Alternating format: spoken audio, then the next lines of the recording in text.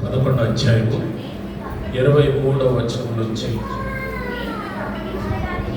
నేను చదువుతాను కానీ ఒక్క నిమిషం. 23వ వచనం నుంచి 32వ వచనం వరకు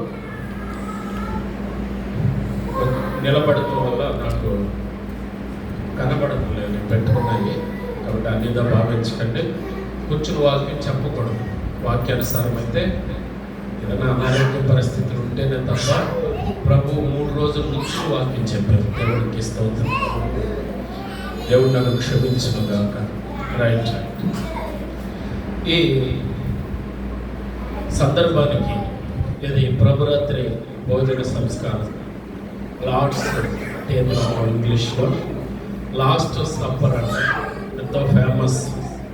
ఇది ప్రభుకి దేవుడే మానవుడై భూమి మీదకి వచ్చి చేసినటువంటి గొప్ప కార్యం. కాబట్టి పౌలు ప్రభురాత్రి భోజన సంస్కారంలో ఈ 1 కొరింథీ పత్రికలో పౌలు గారు ఏం చేశారంటే, సంఘాల్లో జరగవలసింది, సంఘాలలో జరుగుతున్నది, సేవకులు చేయవలసింది, సేవకులు చేస్తున్నది, వాటన్నిటిని వివరంగా పౌలు గారు చాలా విషయాలు ఈ 1 కొరింథీ పత్రికలో లోతైన విషయాలు, వివాహానికి సంబంధించి, విగ్రహాలకు సంబంధించి, అలాగే అన్యులు పెట్టినటువంటి పలహారాలకు సంబంధించి, భార్యాభర్తలకు సంబంధించి, చాలా లోతైనటువంటి దాంపత్య జీవితానికి సంబంధించి.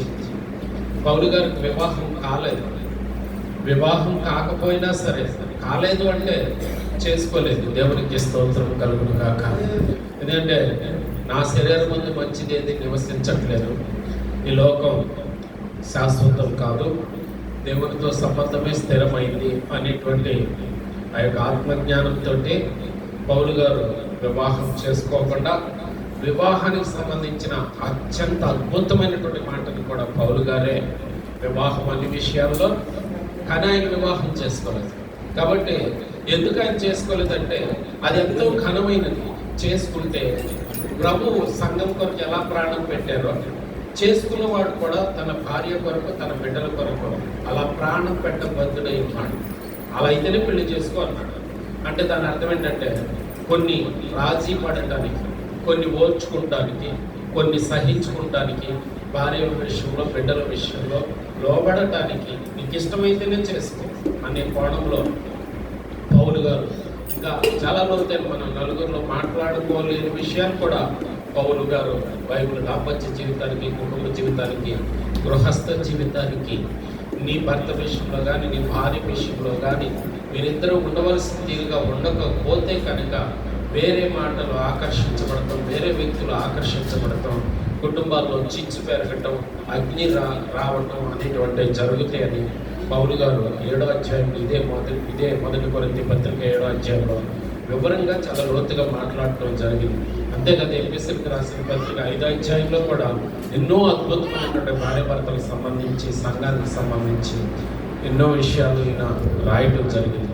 అందులో ఈ 11వ అధ్యాయంలో అటువంటి అద్భుతమైనటువంటి విషయాలలో అవన్నీ భౌతికమైనటువంటి, లౌకికమైనటువంటి, ప్రాపంచికమైనటువంటి విషయాలు. కానీ ఇది పరలోక సంబంధమైనటువంటి విషయం.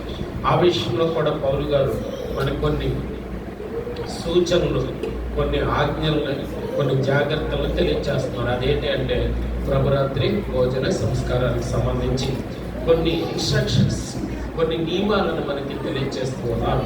అవి ఆయన మొదలెట్టేటప్పుడు 23 నుంచి 32 వరకు ఉంటాయి. ఈ 10 వాక్యాలలో పౌలు గారు చాలా లోతైనటువంటి విషయాన్ని చక్కగా తెలియజేశారు. 1 కొరింథీ పత్రిక 11వ అధ్యాయము 23వ వచనం నుంచి 32వ వచనం వరకు కూడా ప్రభురాత్రి భోజన సంస్కారంలో ఎలా మనం భాగస్థులు కావాలి, ఏ విషయాల్లో మనల్ని మనం సరి చేసుకోవాలి, చూసుకోవాలి అనే లోతైన విషయాలు పౌలు గారు తెలియజేస్తూ ఉన్నారు. అయితే ఒకవేళ ఇక్కడ మీరు గమనించవచ్చు, మొదలెట్టేటప్పుడే ఆయన ఏమన్నారంటే 23వ వచనంలో, నా దగ్గర ఇంగ్లీష్లో చాలా బాగుంటుంది, చదివిన తర్వాత మిగతాది మీకు వివరిస్తాను. 23వ వచనం ఆయన మొదలు పెట్టేటప్పుడు, this is the message that I have received from the lord. జాగ్రత్తగా వినండి. నేను చెప్పే ఈ సందేశం ఇప్పుడే నాకు దేవుడి వద్ద నుంచి వచ్చింది.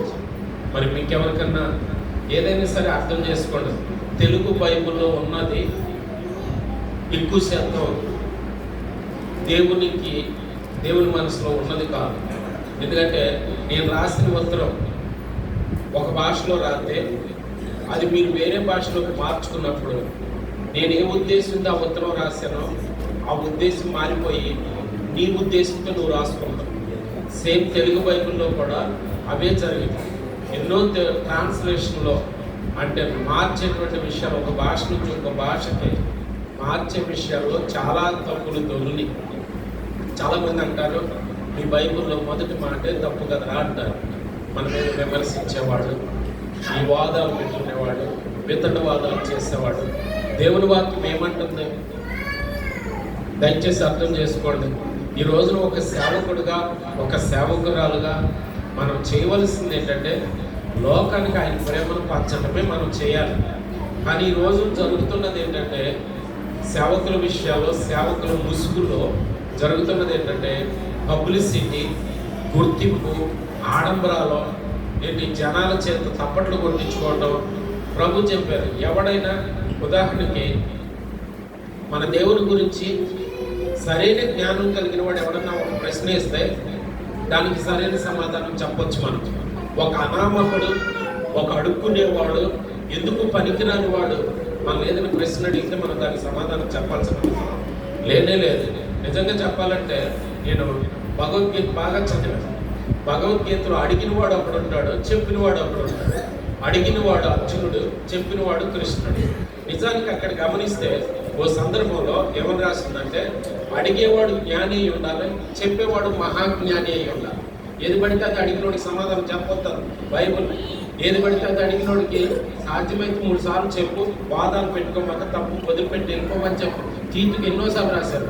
మీరు యూట్యూబ్ ఓపెన్ చేయండి, యేసు ప్రభుకి సంబంధించి డిబేట్లు. ఎవడో తలకు మాసినోడు, ఎవడో ఇష్టం రోడ్లో అడుక్కుని తిరిగేవాడు, ఆడికి అది ఒక వృత్తి, ఆడో ప్రశ్న వేస్తాడు, దాని మీద డిబేట్. ఏమవుతున్నప్పుడు యేసు ప్రేమను పంచుతున్నారా? యేసు ప్రేమను లోకానికి చూపిస్తున్నారా? ప్రభునే చెప్పిన వాదాలు పెట్టుకోవద్దు, పెద్దల వాదాలు పెట్టుకోవద్దు. ఆయన ప్రేమను లోకానికి పంచండి.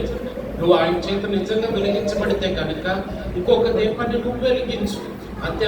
వాదాలు పెట్టుకో. కానీ ఈ రోజున సేవకుల పేరులో సువార్త ప్రకటించడం కంటే వాళ్ళ జ్ఞానాన్ని, వాళ్ళ తెలివిని ప్రకటించుకోవడానికి ఎవరో వాళ్ళిద్దరు కూడా ఒక విధంగా చెప్పడం, మళ్ళీ వాళ్ళిద్దరు వెనకాల ఒకటే. మనకు కనపడేటప్పుడే ఏడొక మతం, ఆడొక మతం. అసలు ఇంత పెద్ద బైబిల్లో మతానికి సంబంధించిన పదాలే లేవు. మతం కాదురా ఇది, మార్గమురా. మతం కాదురా ఇది, మత మార్పిడి కాదురా, మనసు మార్గం రా. నువ్వు నీ కుటుంబానికి, నీవు లోకానికి, నీ చుట్టూ ఉన్న వారికి ఉపయోగపడేటట్టు నీ మనసు మార్చుకోవడానికి ఉపయోగపడే గ్రంథమే తప్ప ఇది మతాన్ని మార్చేది కానే కాదు. మతంలోకి రావటం కాదు, ప్రేమలోకి దిగటం. దేవునికి స్తోత్రం కలుగును కాదు. కాబట్టి ఈ రోజున ఈ సేవకులుగా అనేక మంది ఏం చేస్తున్నారంటే వాడు వ్యక్తిగత గుర్తింపు కోసం, పబ్లిసిటీ కోసం, దానివల్ల ఏమవుతుందంటే ఆయన నామానికి అవమానం జరుగుతుంది. ప్రభు వాదాలు పెట్టుకోవద్దన్నాడు ఆయన. ఎవరన్నా వాదించాలనుకుంటే ఆడదానికి వస్తానప్పుడు వాడికి ముమ్మారు చెప్పు, వాడు వినకపోతే కనుక వాడిని వదిలేసే, అంతే తప్ప వాడితో వాదాలు పెట్టుకోవద్దని చెప్పారు. కాబట్టి అడిగేవాడు జ్ఞాని అయి ఉండాలి, చెప్పేవాడు మహాజ్ఞాని అయి ఉండాలి. అక్కడ నాకు అద్భుతమైన విషయం ఏంటంటే భగవద్గీతలో అర్జునుడు ఎవరో కాదు, అర్జునుడు ఎవరంటే కృష్ణుడు. అంటే అక్కడ కంపారిజన్ ఎలా ఉంటుందంటే కృష్ణుడు దేవుడు, అర్జునుడు మానవుడు. మానవుడు ప్రశ్నలు అడిగితే దేవుడు సమాధానం చెప్పాడు. అడిగేవాడు మరి గొప్పవాడు అయి ఉండాలిగా. గొప్ప ప్రశ్నలు వస్తేనే గొప్ప సమాధానాలు వస్తాయి. ప్రశ్నలు కూడా గొప్పగా ఉండాలి. మరి ఎలా గొప్పగా ఎట్లా అడుగుతామంటే అంటే భగవంతుని యొక్క ఆత్మ అర్జునుల్లో ఉండి అడిగిచ్చింది. అంటే దాని అర్థం ఏంటంటే అడిగేవాళ్ళలో కూడా దేవుని ఆత్మ ఉంటేనే, చెప్పేవాళ్ళలో కూడా దేవుని ఆత్మ ఉంటేనే సరైన ప్రశ్న వస్తుంది, సరైన సమాధానం వస్తుంది. అంతే తప్ప మిగతా ఎన్ని ప్రమాదం. అందుకే ఈ రోజున సేవకుల విషయాల్లో కానివ్వండి, ఈ మత తత్వాలు, మత గొడవలతో ఇంత విచ్చలవిడితనం, ప్రమాదాలు ఎదురవుతుంది. కానీ మనం క్రైస్తవులుగా మనం చేయాల్సిన ప్రభు ఒకే మాట అన్నాడు, ప్రేమ లేనివాడు నా వాడు ఒకటే మాట అంతే. కాబట్టి మనం పంచాల్సింది ఏంటంటే ప్రేమను మాత్రమే పంచాలి. అందుకే పౌలు భక్తుడు కొరింథీ పత్రిక 13వ అధ్యాయం అద్భుతమైనటువంటి ప్రేమతత్వాన్ని చక్కగా వర్ణించి చెప్పడం జరిగింది. సరే, ఏదేమైనా సరే పౌలు గారు ఏమంటున్నారంటే ఇక్కడ ఆయన అనేది ఏంటంటే, నేను చెప్పే విషయాలు నా సొంత విషయాలు కాదు అంటున్నాడు. నేను చెప్పే మెసేజ్ నాది కాదు అంటున్నాడు. ఈ మాట ఎంత బాగుందో నాకు ఇంగ్లీష్లో నచ్చినందుకే ఈ ఒక్క వాక్యాన్ని నేను ఇంగ్లీష్లో చదువుతున్నాను. 23వ వచనం ఇంగ్లీష్లో ఎంత బాగుందంటే, this is the message that I have received. మీరు ఎవరన్నా అర్థం చేసుకుంటే, మరి ఇంగ్లీష్ తెలుసుంటే హ్యావ్ రిసీవ్డ్ అంటే అర్థం ఏంటంటే ఇప్పుడే నా దగ్గరకు వచ్చింది అని అర్థం, ఇప్పుడే నా దగ్గరకే పంపబడింది అని అర్థం. హ్యావ్ రిసీవ్డ్ ఎక్కడి నుంచి పంపబడింది? దేవుని దగ్గర నుంచి పంపబడింది. ఐ రిసీవ్డ్ అంటానికి ఐ హ్యావ్ రిసీవ్డ్ అంటానికి ఇంగ్లీష్లో చాలా తేడా ఉంది. ఐ రిసీవ్డ్ 100 రూపీస్ అన్నాను అనుకోండి, నాకు 100 రూపాయలు వచ్చినాయి అన్నాను అనుకోండి. ఎప్పుడు వచ్చినాయి? 2024లో రావచ్చు, 2020లో రావచ్చు, లేదా ఇంకా అంతకుముందు ఎప్పుడైనా రావచ్చు. కానీ ఐ హ్యావ్ రిసీవ్డ్ అన్నాను అనుకోండి, ఇప్పుడే వచ్చినాయి అన్నాను. కాబట్టి ఇక్కడ పౌలు ఎలా మాట్లాడుతున్నాడు తెలుసా? ఎప్పుడో దేవుడు నాకు చెప్పలా ఈ విషయాలు, ఇప్పుడే నాకు చెప్పాడు, అందుకే మీకు చెప్తున్నాను అంటున్నాడు. మీరు ఆ వాక్యాన్ని ఇంగ్లీష్లో చూస్తే ఎంత బాగుందంటే చూడండి. This is the message that I have received. ఆ మెసేజ్ ఎక్కడిదంటే నేను రిసీవ్ చేసుకున్నాను, ఇప్పుడే రిసీవ్ చేసుకున్నాను, ఇప్పుడే నా దగ్గరకు వచ్చింది. ఎక్కడి నుంచి వచ్చిందంటే ఫ్రమ్ ది లార్డ్, గొర్రెపిల్ల దేవుని దగ్గర నుంచి వచ్చింది. దేవునికి స్తోత్రం కలుగు. నా మాటలు అనుకుంటారేమో మీరు, నా వ్యక్తిగత మనస్తత్వాన్ని బట్టి నేను మాట్లాడుతున్నాను అనుకుంటారు. కాదు కాదు. That I have received from the lord, ఇప్పుడే నాకు దేవుని దగ్గర నుంచి వచ్చింది. నన్ను ఇట్లా చెప్పమంటున్నాడు ఆయన, అందుకే నేను ఇలా చెప్తున్నాను. చూడండి ఎంత గొప్పగా మాట్లాడుతున్నాను. కాబట్టి that I have received from the lord, I then told it. నేను ఇప్పుడు అందుకనే నేను మాట్లాడు. ఎందుకని? ఇప్పుడే నా దగ్గరికి ఆయన మీకు ఇలా చెప్పమని పంపించారు, దాన్ని నేను మీతో మాట్లాడుతున్నాను అని చెప్పంటున్నాను. ఇప్పుడు తెలుగు బైబిల్లోకి వెళ్దాం. 23వ వచనం నుంచి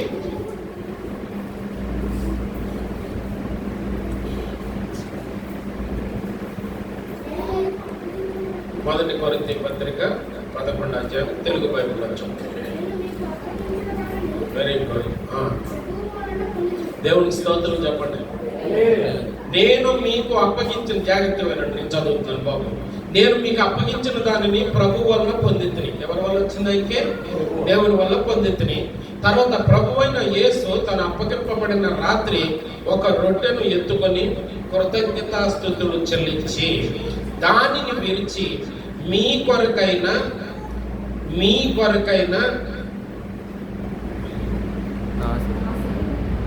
దానిని విరిచి, ఇది మీ కొరకైన నా శరీరం. దేవునికి స్తోత్రం కలుగునిగా. ఆయన శరీరం ఎవరి కొరకు? మరి మన శరీరం ఎవరికి?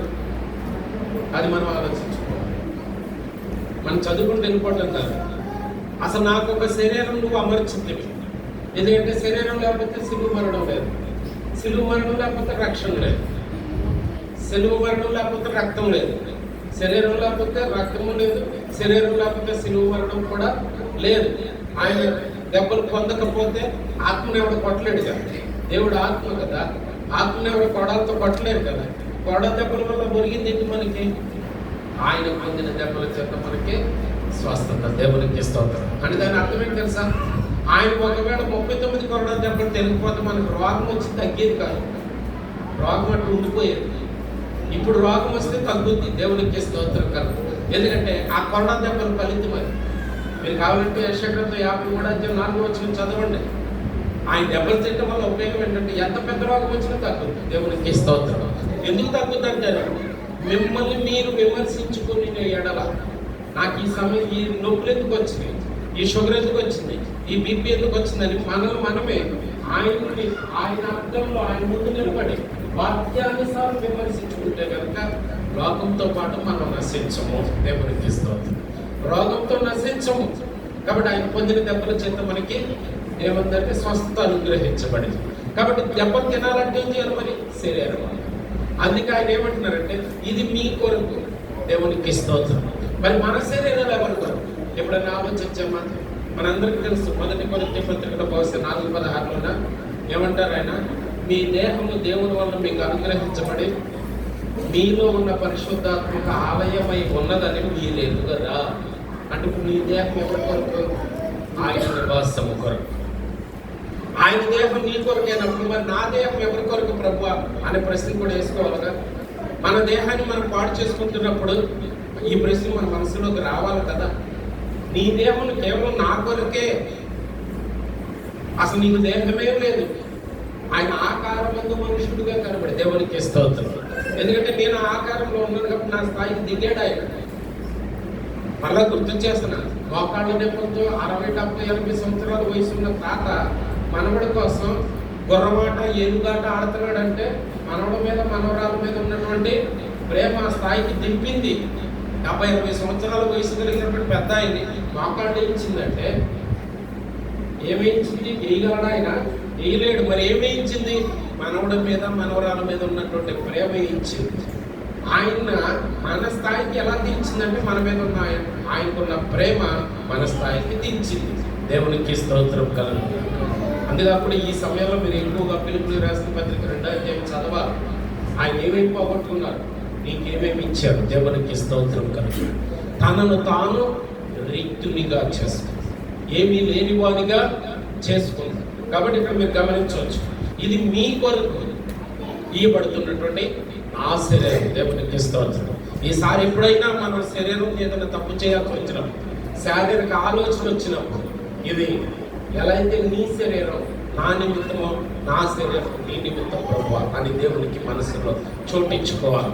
అంటే పరిశుద్ధాత్మ రూపంలో మీరు నాలో ఉండటానికి మీరు కట్టుకున్న దేవాలయమే ఈ శరీరం అనేటువంటి భావంతో స్పృహ కలిగి మన జీవిత యాత్ర కొనసాగించాలి. దేవునికి స్తోత్రం కలుగుగా. గమనించండి, ఇంకేమంటారో చూద్దాం. తర్వాత ఏమంటే నా శరీరము నన్ను జ్ఞాపకం చేసుకున్నట్టుకై దీనిని చేయుడని చెప్పారు. దేవునికి స్తోత్రం. అంటే ప్రభురాత్రి భోజన సంస్కారంలో ఉండవలసినటువంటివి ఏంటి, అంశాలు ఏంటని ఒకసారి తర్వాత పూర్తి చేసేది చెప్తాను. ఆ ప్రకారమే భోజనమైన పిమ్మట ఆయన పాత్రను ఎత్తుకొని, ఈ పాత్ర నా రక్తంలో అయినటువంటి క్రొత్త నిబంధన, మీరు దీనిలో తాగేటప్పుడల్లా నన్ను జ్ఞాపకం చేసుకున్నట్టుకై దీనిని చేయుడని చెప్పాను. తర్వాత 26వ వచనం, మీరు ఈ రొట్టెను తిని ఈ పాత్రలోకి త్రాగునప్పుడల్లా ప్రభువు వచ్చే వరకు, ఎప్పటి వరకు? ప్రభువు వచ్చే వరకు మరణమును ప్రచురించుదురు. దేనిని? మరణాన్ని ప్రచురించుదురు. అంటే ఆయన మరణాన్ని లోకానికి చూపించడానికి. జాగ్రత్తగా విందాం, తర్వాత వివరిస్తాను. 27వ వచనం, కాబట్టి ఎవడు అయోగ్యముగా ప్రభు యొక్క రొట్టెను తినునో లేక ఆయన పాత్రలోకి త్రాగునో వాడు ప్రభు యొక్క శరీరమును గూర్చి రక్తమును గూర్చి అపరాధి అగును. అంటే ప్రభు యొక్క శరీరాన్ని గురించి రక్తాన్ని గురించి అపరాధి అగును అంటే మూల భాషలో ఏమనుందంటే, అలా ఒకవేళ నిర్లక్ష్యంగా నువ్వు తింటే కనుక రెండోసారి ప్రభు నువ్వే సిరివేస్తున్నావు అని ఉంది. ఒకవేళ భయభక్తులు లేకుండా ప్రభుని జ్ఞాపకం చేసుకోకుండా, ప్రభు మరణాన్ని జ్ఞాపకం చేసుకోకుండా, బలియాగాన్ని జ్ఞాపకం చేసుకోకుండా, ఏదో ఆచారంగానో సాంప్రదాయంగానో ఈ సంవత్సరం తీసుకోకపోతే వచ్చే సంవత్సరం ఉంటానో ఉండను అనే భయంతో అలా కాదంటున్నాడు. అలా తీసుకోవద్దు అంటున్నాడు ఆయన. కాబట్టి నువ్వు ఎలా ఏ ఉద్దేశం చేసి తీసుకోవాలంటే ఆయన ఎందుకు మరణించారో లోకానికి ప్రచురణ చేస్తూ తీసుకో. దేవునికి స్తోత్రం కలుగునగా. తర్వాత ఏమంటారు, కాబట్టి ప్రతి మనుషుడు తను తాను ఎవరిని మనం ఏం చేద్దాం, నేను మిమ్మల్ని మీరు నన్ను ఎవరిని పరీక్షిద్దాం? మనం బైబిల్ ఏమంటుంది? ఎవరిని పరీక్షించుకోమంటుంది?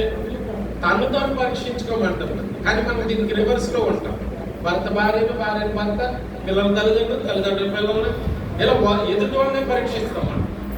కానీ ఎదుటివాడిని పరీక్షించడం కాదు, నిన్ను నీవే పరీక్షించుకోమంటున్నాడు. ఎందుకంటే ఎవడి రక్షణ వాడిదే, ఎవరి పశ్చాత్తాపం వాడిదే, ఎవరి బాప్తిసం వాడిదే, ఎవడి మారు మనసు వాడిదే, ఎవడి పరలోకం వాడిదే. అంతే కదా. ఎంత విడదీయరాని సంబంధం ఒకేసేనటువంటి భార్య భర్తలైనా సరే ఆ టైంలో ఒకడే వెళ్తారు. లోకానికి వాళ్ళిద్దరు ఆ చక్కగా ఆదర్శవంతమైన దంపతులని అందరి చేత షష్ఠి పూర్తి చేయించుకుని పూలు చల్లించుకుని దాంట్లో అర్పించుకోవచ్చు. ఆయన కోణంలోంచి చూసినప్పుడు ఇది తేడా అని తెలిస్తే కనుక ఒకడే వెళ్తారు. కాబట్టి ఇక్కడ బాగా అర్థం చేసుకోండి, మీరు గమనించండి. కాబట్టి ప్రతి మనుషుడు తను తాను ఏం చేయాలంట? పరీక్షించుకునే వాళ్ళను అలాగూ చేసి ఆ రొట్టెను తిని ఆ పాత్రలోనిది త్రాగవాళ్ళని పరీక్షించుకున్న తర్వాత తీసుకోవాలి. 29వ వచనం, ప్రభువు శరీరమని వివేచింపక తిని త్రాగువాడు తనకు శిక్షావిధి కలుగటకే తిని తాగుచున్నాడు. తినడం వల్ల ఏమవుతుంది? అట్ట తింటే. కాబట్టి పూర్తిగా దేవునికి సరెండర్ అవ్వకుండా, దేవునికి లోబడుకోకుండా, దేవుని కుమారుడి యొక్క గుణ లక్షణాలు మనం కలిగి లేకుండా ప్రభు బల్లానదిలో రొట్టె ద్రాక్షరసంలో పాలు పంపులు పొందటం వల్ల ఏం జరుగుతుందంటే పొరిగితో నెత్తిపోకున్నట్టు అవుతుంది. పొరుగుతో నెత్తిపోవటం అంటే మీరు మామూలుగా ఒక సంక్రాంతి పండగకి అందరం అరిసెలు వేస్తాం, అందరూ అరిసెలు వండుతారు. ఇంచుమించు అరిసెలు వండేటప్పుడు గ్యాస్ పొయ్యి మీద వండరు. దేని మీద వేస్తారా? కట్టెల పొయ్యి మీద పెడతారు. కట్టెల పొయ్యిలో ఆ పుల్ల కాలుతున్నది గబ్బా కొన్నిసార్లు మర్చిపోయి అందరూ ఆడామరిలో కొంచెం తల దొరదొచ్చింది అనుకోండి, గబ్బుకుని పుల్ల తీసి ఇంత గోకుంటే ఏముంది? కొరివి అంటే మండుతున్న పుల్ల మొత్తం అంటుకుంటుంది. అంటే అది ఎవరు చేసింది? ఎవరు అంటించింది? ఎవరైనా బయట అంటించాడా? తనకు తానే అంటించుకున్నది. నువ్వు కూడా నీవు ప్రభు చెప్పినట్టు వెళ్ళి పాలు పంపులు పొందకపోతే కనుక నీ నువ్వే అంటించుకున్నట్టు అవుద్దిరా అంటున్నాడు. నిన్ను నువ్వే తగలబెట్టుకున్నట్టు అవుద్దిరా అంటున్నాడు. చాలా జాగ్రత్తగా ఉండమని చెప్తున్నాడు. ఇవన్నీ ఎవరు చెప్తున్నారు? ప్రభుని చెప్తున్నా. That I have received just now. నేను ఇప్పుడే ప్రభు నుంచి పొందాను. ప్రభు నాకు ఇట్లా చెప్పమంటున్నారు మీకు, అందుకే నేను చెప్తున్నాను అంటున్నాడు. నేను కానీ మీరు కానీ వాళ్ళలో చేసేటప్పుడు ఈ విషయం గుర్తు పెట్టుకుందాం అంటున్నాడు ఆయన. ఒకవేళ అలా చెయ్యకపోతే ఏమవుతుంది అంటున్నాడంటే ఆయన ఏం చెప్తున్నాడంటే, ఏమంటున్నాడు? ప్రభు శరీరం అని వివేచింపక, ఆ వివేచన ఉండాలి. జ్ఞానం వేరు, వివేచన వేరు. ఇప్పుడు బెల్లం ముక్క ఇచ్చాను, పంచదార ఇచ్చాను, రెండు తీగలు ఉంటాయి కదా, మాట్లాడుతున్నా మీరు. బెల్లము తీగని ఉంటుంది, పంచదార తీగని ఉంటుంది. కానీ ఏది బెల్లపు తీపో ఏది పంచదార తీపో తెలవలుగా, తెలుతుందా తెలవదా? కాబట్టి తీగ ఉండదని తెలిస్తే సరిపోదు. బెల్లము తీగని ఉండదు, పంచదార తీగని ఉండదని సంకలు కొట్టుకుంటే ఆహారాలు తెలిసిపోయింది. బెల్లము తీగని ఉంది, పంచదార తీగని ఉంది అని చెప్పినంత మాత్రాన అది గొప్పతనం కాదంటున్నాడు బాబా. ఏది బెల్లపు తీపో ఏది పంచదార తీపో తెలవాలంటున్నాడు. దాని విచక్షణ జ్ఞానం అంటున్నాడు, దాని వివేచన జ్ఞానం అంటున్నాడు. కాబట్టి బలలో చేయి పెట్టడం జ్ఞానం కాదు, ఎట్ట పెడతాం అనే విచక్షణ జ్ఞానం ఉండాలి. ఎలా తీసుకుంటున్నాం అనే విచక్షణ జ్ఞానం ఉండాలంటున్నాడు. అలా తీసుకోకపోతే ఏమంటాడు చూడండి, వివేచింపక తిని త్రాగువాడు తనకు శిక్షావిధి కలుగుటకే. ఎవరేస్తున్నారు ఈ శిక్ష? పాడు చేస్తుంది. నిజానికి భూమి మీద ఎవరమైనా సరే అసలు ఎవరు పాడు చేయలేం. పుట్టిది అదంతా నెట్టేయటం నువ్వు అని. నిజంగా గుర్రాన్ని మన సాంప్రదాయం అంటే గుర్రాన్ని పెద్దలు కూర్చొని గుర్రాన్ని ఎక్కడ దాన్ని తీసుకెళ్ళగలం? తీసుకెళ్ళగలగం. కొట్టొచ్చు, దాన్ని తొయ్యొచ్చు, ఎన్ని రకాలుగా తీసుకెళ్ళొచ్చు. కానీ నీరు తగ్గించలేమంటారుగా. అంటే దాని అర్థం ఏంటి? ఒకడిని ఎవడో పాడు చేయలేడు, ఒకడిని ఎవడో బాగు చేయలేడు. ఆయన పాడు చేసినాడు వ్యక్తిత్వమే, ఆయన పాడు చేసినాడు మనస్తత్వం. నీ బుద్ధిని బట్టి నీ భవిష్యత్తు ఉంటుంది, నీ బుద్ధిని బట్టి నీ ఆరోగ్యం ఉంటుంది, నీ బుద్ధిని బట్టి నీ ఆశీర్వాదం ఉంటుంది, నీ బుద్ధిని బట్టి నీ ఆయుష్ ఉంటుంది. కానీ ఆడ మీద వీళ్ళ మీద నెట్టేద్దాం మనం. ఎందుకంటే వీళ్ళనంత వరకు ఫస్ట్లోనే కొట్టింది. ఎందుకంటే ఎందుకు తినద్దాన్ని అని చెప్పింది, దాని మీద నెట్టాడు. అది నువ్వెందుకు తిన్నావంటే ఆయన ఏం చెప్పాడు? ఆవిడ మీద నెట్టాడు. ఆ నెట్టడం అనేటువంటిది పుట్టుకతోనే ఉంది మనకి. కానీ నిజమైనటువంటి వాడు ఏం చెప్తాడంటే, ఇది నా వల్లనే, ఇది నా వల్లే, ఇది నా స్వయంకృత అపరాధమే. అందుకే ప్రభు ఎప్పుడు కూడా చెప్పిన మాట ఏంటంటే, ఏదైనా తేడా వచ్చిందా ఆడి మీద వీడి మీద నెట్టేయకుండా మంచం ఎక్కి నిన్ను నీవు విమర్శించుకొని ఎడల మనము తీర్పు పొందకపోదుము. దేవునికి ఇస్తాను. కాబట్టి ఇలా జరగడానికి కారణం నేనే అనేటువంటి ఎక్కడ నేను తప్పుడు అడిగేసాను, ఎక్కడ తప్పుడు మాట మాట్లాడాను, ఎక్కడ తప్పుడు చూశాను. కాబట్టి ఇది దేవుడు నన్ను హెచ్చరించడానికి వచ్చినటువంటిదే తప్ప ఇది నా వల్ల వచ్చిందే తప్ప ఎవరి వల్ల వచ్చింది కాదు అనేటువంటి స్పృహ మనం కలిగి ఉండాలి. అందుకే ఆయన అంటున్నాడు, తనకు తానే శిక్షావిధి కలుగటికి తిని తాగుచున్నాడు. తర్వాత 30వ వచనం, అందువలననే జాగ్రత్త వినండి, మీలో అనేకులు బలహీనులు రోగులై ఉన్నారు. తిని వచ్చిన తర్వాత అంట తప్పు ఎట్లా మాట్లాడుతున్నాడు ఏంటి అనుకోమాకండి. ఆయన శరీరాన్ని ఆయన రక్తాన్ని తీసుకుని వచ్చిన తర్వాత అంతా కొంతమంది బలహీనులు రోగులు అవుతున్నారంట. ఎందుకు అవుతున్నారు? తనను తాము వివేచన లేకుండా లేదా కొన్ని ఆచారాలు సంప్రదాయాలు గబ్బ వెళ్ళిపోయి కాళ్ళు కడిగేసుకుని కాళ్ళు ఎందుకు కట్టుకుంటామో కూడా తెలియదు మనకి. ఎందుకంటే రొట్టె ద్రాక్ష రసం తీసుకోవడానికి ముందు కాళ్ళు కడుక్కోవాలనేటువంటిది ఒక ఆచారం కాదండి. ఆచారం కాదండి, ఒక తగ్గింపదే. ఆ మురికిలో, ఆ భయంకరమైనటువంటి ఆ చెత్తలో, ఆ యెరూషలేము ఈదుల్లో, ఆ రబ్బీసు రోడ్డుల్లో 12 మంది కాళ్ళు ఎంత దరిద్రంగా ఉంటాయి. అటువంటి వాళ్ళ కాళ్ళు కడిగాడు ఆయన. పేతురు గారి దగ్గరికి వచ్చేటప్పుడు ఏమంటారా? కడగొద్దంటారు. అక్కడ వాడిని మాట్లాడి తెలుసా, ఒకవేళ కడిగించుకోకపోతే నాలో పాలంటే పాలు పెరుగు మజ్జిగ, పాలంటే పార్ట్, నువ్వు నాలో భాగమై ఉండవు. పాలు అంటే అర్థం ఏంటంటే విడదీయలేని విధంగా కలిసిపోయిందని పాలు అంటావు. నువ్వు నాలో కలిసి ఉండాలనుకుంటే కనుక కలిసి ఉండటానికే తీసుకోవాలి. దేవునికి స్తోత్రం. అర్థమవుతుందా మీకు అక్కడ? అప్పుడు ప్రభు ఈ మాట ఎప్పుడైతే అన్నారో, నువ్వు కడిగించుకోకపోతే కనుక నాలో భాగం నీకు ఉండదు అన్నప్పుడు, నువ్వు నా శరీరంలో భాగమై ఉండవు అన్నప్పుడు, శరీరంలో భాగమై ఉండకపోతే ఏమవుతుంది? ఉదాహరణకి ఇది ఈ చెయ్యి దెబ్బలాడి నా మీద నేను నీలో భాగమై ఉండనని అడగింది అనుకో, ఏమవుతుంది?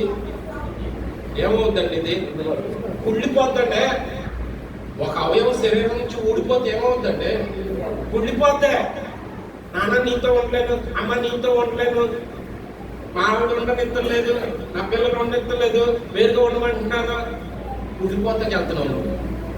వేరు అవుతున్నావు అంటే వేరుండకోరు వాడు కుళ్ళిపోవటానికి సిద్ధపడి ఉంటాడు. శరీరం నుంచి వేరవుతున్నావు నువ్వు, జీవం నుంచి వేరవుతున్నావు నువ్వు. జాగ్రత్త. వేరుండకోరు వాడు మూర్ఖుడు. వేరుండకోరు వాడు తన మరణాన్ని తను కోరుకుంటున్నాడు. వేరుండకోరు వాడు ఎండిపోవటానికి సిద్ధపడుతున్నాడు. వేరుగా. అందుకే దేవాది దేవుడు ఆ మాట అన్నాడు, కడిగించుకోకపోతే నువ్వు నాలోంచి వేరవుతావు. ఒక అవయవం శరీరం నుంచి వేరైతే ఏమవుతుందంటే, మళ్ళీ గుర్తించేస్తున్నారు, పరిగెడితే కాలు కట్ అయిపోయిన తర్వాత ఆ మొక్క అక్కడ వదిలేశారు. భవానీ శంకర్ హాస్పిటల్, మళ్ళీ బ్రదర్ అందులో వృత్తిదేవుడు ఇక్కడ. ఆ భవానీ శంకర్ హాస్పిటల్కి వెళ్తే పెద్దకి అలాగే చెప్పారు. అప్పుడు గర్భకు వచ్చి కళ్ళ మీద అడిపోయి అంటాడు, అయ్యా నా కాడు మాత్రమే కాదు, 3 భాగాలను అడిగాడు కదా, కాడు కడగమన్నాడు, తర్వాత చేతులు కడగమన్నాడు, తర్వాత కాళ్ళ కూడా కడగమన్నాడు. పరమార్థం వేరే, దానిలో మీనింగ్ వేరే ఉంటుంది. నా నడకలు సరిగ్గా ఉండేటట్టు చూడు, కాడు కడగడం. ఎల్లరని చోటకి వెళ్ళకుండా చూడు, నా భార్యను మోసం చేయకుండా చూడు, నా భర్తను మోసం చేయకుండా చూడు, పిల్లలు తల్లిదండ్రులు మోసం చేయకుండా నా కాళ్ళు వేరే చోటకి వెళ్ళకుండా చూడు, కాళ్ళు వెళ్ళని చోట వెళ్ళకుండా ఉండేటట్టు కడిగయ్యా, నా నడకలు బాగుండేటట్టు కడుగా అని బతిమాలుకున్నాడు. రెండోది, ఏ కర్మ చేసిన చేతులతో చేస్తాం కదా, నా కర్మలు బాగుండేటట్టు నా చేతులు కడుగు. నేను చేసే పనులు బాగుండేటట్టు నా చేతులు కడుగు. చేతులైనా కాళ్ళైనా దీన్ని బట్టే కదా నడిచేదే. ఈ పని ఇక్కడ జరుగుతుంది కదా, అది ముందు ఇక్కడ పర్ఫెక్ట్గా ఉండేటట్టు కడుగు. ఇక్కడ బాగుంటే కనుక ఇవన్నీ బాగుంటాయి. ఇక్కడ బాగుండాలి. అందుకు నా తలంపులు కూడా కడగమని అడిగాడు. కాబట్టి పరమార్థాన్ని గ్రహించాడు. కాబట్టి ఇక్కడ ఏమంటున్నారంటే, విమర్శించుకొని నీ ఎడల అయితే మనమే ఏంటంటే కొంతమంది రోగులై ఉన్నారంట. కాబట్టి తినొచ్చిన తర్వాత కొంతమంది బలహీనలు అవుతున్నారంట, కొంతమంది రోగులు అవుతున్నారంట. కారణం రొట్టె కాదండి. రొట్టె కారణం కాదు, నా వ్యక్తిత్వం కారణం, నా బుద్ధి కారణం, నా నటన కారణం, నా వేషధారణ కారణం. రొట్టెలో లేదో, ద్రాక్షారసంలో కూడా లేదో. అది కేవలం రొట్టె ద్రాక్షారసం మాత్రమే గుర్తుపెట్టుకోండి. నీ బుద్ధిలో ఉంది. యేసుని నీ గుండెలో ఎంత గొప్పగా నిర్ణయించుకున్నాము అన్న దాని మీద ఆధారపడి ఉంటుంది. యేసుకి ఎంత ప్రాధాన్యత ఇచ్చావు నీ గుండె లోతున్నా అన్న దాని మీద, దేవుని వైపు నీ కడుపులు ఎంత ఉందన్న దాని మీద ఆధారపడి ఉంటుంది. అంతే తప్ప రొట్టె వల్ల కాదు, ద్రాక్షారసం వల్ల కానే కాదు. రొట్టె ద్రాక్షారసం కేవలం ఆయన గుర్తు చేసే మాత్రమే, ఆయన ఏం చేశారో వాటిని గుర్తు చేసే మాత్రమే. రొట్టెలో గొప్పతనం లేదు, ద్రాక్షారసంలో కూడా గొప్పతనం లేదు. కాబట్టి బాగా అర్థం చేసుకోండి. ఏమంటున్నాడు ఆయన? రోగులై ఉన్నారు, చాలా మంది ఏమై ఉన్నారంట? నిద్రించి ఉన్నారంట. బలహీనులు, రోగులు, నిద్రించిన వాళ్ళు. అంటే దాని అర్థం ఏంటి? బలహీనులు, రోగులు, నిద్రించిన వారు. నిద్రించిన వాడు ఎక్కడ ఉన్నారో తెలుసా? అసలు ఆలయానికి బయటే ఉన్నారు. అంటే దాని అది గుడికి రాడు, ₹1 దేవుని కొరకు ఖర్చు పెట్టాడో వచ్చి నెల పోగేసుకుంటామే. ఎప్పుడు దైవ సన్నిధికి రాడు, దేవుని వాక్యానికి రాడు. కానీ ఆ రోజు మాత్రం వస్తాడు. ఆ రోజు మాత్రం వస్తాడు. వాడు ఏమై ఉన్నాడో తెలుసా? వాడు నిద్రించిన వాడై ఉన్నాడు. ఇంకొకడు ఎవడన్నాడంటే, ఇంకొకడు రోగి అయి ఉన్నాడు. ఆడి మీద కొంచెం తక్కువ పాపి, వీడు వస్తాడు కానీ వీడు ఆవాడలో ఉండిపోయినాడు. ఆడేమై ఉన్నాడంటే రోగి అయి ఉన్నాడు. ఇంకొకడు ఉన్నాడు, ఆడి మీద కొంచెం తక్కువ పాపి, ఈడెవడంటే బలహీనుడే. ముగ్గురు 3 బ్యాచ్లు. ఆ వర్గము పరిశుద్ధ స్థలము, అతి పరిశుద్ధ స్థలం. అతి పరిశుద్ధ స్థలంలోకి వచ్చి శరీరాన్ని తిన్నవాడు ఎవడైతే ఉంటాడు వాడు ఆయనకి లాగా మారిపోతాడు. దేవునికి స్తోత్రం. వాడు నిత్య జీవానికి వారసుడు. మిగతా వాళ్ళు అందరూ ఏమంటున్నారంటే, ఒకడేమో నిద్రించాడంట, ఒకడేమో రోగి ఉన్నాడంట, ఒకడేమో బలహీనుడై. అంటే వాడి పాపపు ఫలితాన్ని బట్టి వాడి స్థాయి ఉందంట. విపరీతమైన పాపంతో ఉండి నటంతో వచ్చి రొట్టె ద్రాక్ష తీసుకున్నాడు సచ్చినోడు. అలాగనే కొంత మిడిమిడి జ్ఞానంతో తీసుకున్నవాడు ఉంటేనేమో అప్పుడప్పుడు గుడికి వచ్చి తీసుకున్నవాడు ఉంటాడు, రోగి ఉన్నాడు. ఇంకొంతమంది గుడికి వస్తారు, పూర్తిగా దేవుని మీద ఆధారపడారు. వాళ్ళు ఏంటంటే బలహీనులు అయి ఉన్నారు. అంటే వాళ్ళకి వచ్చే స్థాయి తక్కువ అన్నమాట. కాబట్టి బాగా అర్థం చేసుకోండి. ఆ 3 మాటలు అక్కడ గమనించారు. అయితే మరి వీటి నుంచి పరిష్కారం లేదా అంటే ఉందంటున్నాడు పౌలు. అయితే మనలను మనమే విమర్శించుకొని ఎడల తీర్పు పొందకపోదుము. దేవునికి స్తోత్రం. అంటే దాని అర్థం ఏంటంటే బలహీనులము కాము, రోగులము కాము, మరణానికి ఎవడుగా, ఎందుకంటే నిత్య జీవం. దేవునికి స్తోత్రం.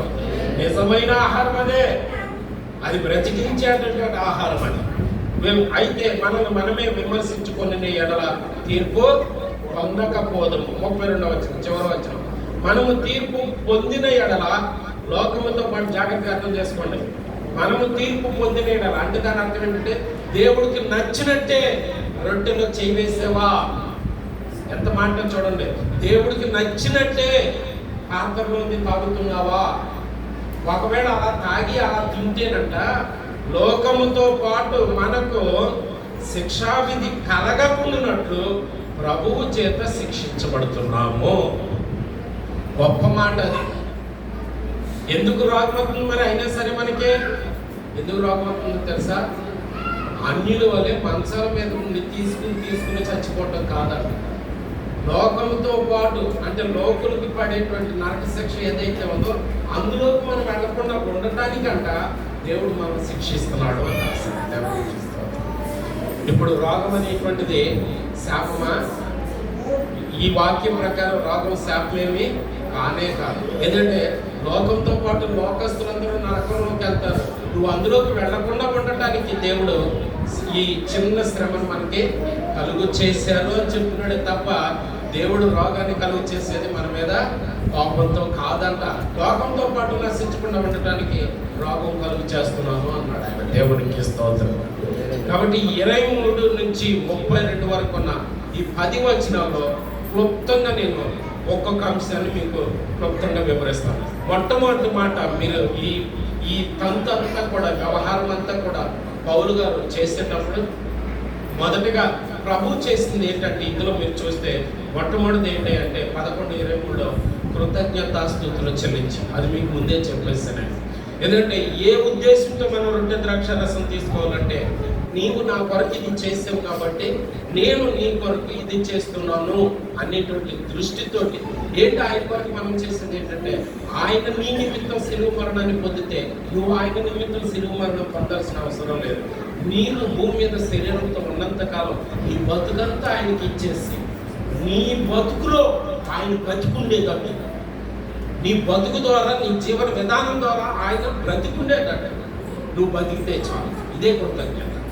ఈ కృతజ్ఞత భావంతో రొట్టెలో చేయి వేస్తున్నాను, ఈ కృతజ్ఞత భావంతో రొట్టె తీసుకుంటున్నాను, ఈ కృతజ్ఞత భావంతో ద్రాక్షారసం తీసుకుంటున్నాను. రొట్టెలో ద్రాక్షారసం ఏముంటుందంటే కృతజ్ఞత భావం. నీవు నాకు ఇది చేసావు, దానికి గుర్తే ఈ రొట్టె ద్రాక్షారసం. కాబట్టి మొట్టమొదటి మాట ఏంటంటే రొట్టె ద్రాక్షారసం తీసుకునేటప్పుడు మనలో ఉండవలసినటువంటి ఫస్ట్ క్వాలిఫికేషన్ ఏంటి అంటే కృతజ్ఞత భావంతో ఆయన ఏం చేశారో దాన్ని దృష్టిలో పెట్టుకుని మనం రొట్టెలో చేయి వేయాలి. ఆయన ఏం చేశారో నువ్వు ఇంకా ఎందుకు బతికున్నావో, నీ మూలంగా నువ్వు బ్రతికలేవు. కాబట్టి ఆ ఆత్మ దీపానికి ఆయన చేతులు అడ్డు పెట్టి రక్షించారు. కాబట్టి ఆ స్పృహ కలిగి నువ్వు ఆ కృతజ్ఞత భావం కలిగి రొట్టెలో చేయవై ఫస్ట్ మాట అది. సో రొట్టె ద్రాక్ష రసం తీసుకునేటప్పుడు మీ గుండెల్లో ఉండవలసిన ఫస్ట్ గుణం ఏంటి అంటే కృతజ్ఞత భావంతో. అర్థమవుతుందా? నేను బతుకున్నంత కాలము తండ్రి, నేను బ్రతికి భూమి మీద నా యాత్ర కొనసాగించినంత కాలం సజీవ యాగముగా నా శరీరం మొత్తం నీకు ఇచ్చేస్తాను.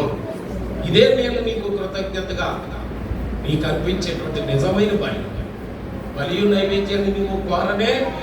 మరేం కోరుకుంటున్నాడంటే నా బతుకంతా కూడా నా బతుకు ద్వారా నేను బతికించుకుంటే చాలైనా. ఇది గొప్ప మాట.